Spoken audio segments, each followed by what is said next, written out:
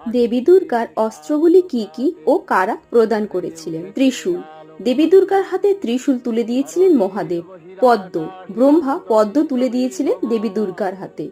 গদা। যমরাজ গদা প্রদান করেছিলেন, গদা বা কালোদণ্ড। সুদর্শন চক্র। মহামায়ার হাতে সুদর্শন চক্র তুলে দিয়েছিলেন বিষ্ণু।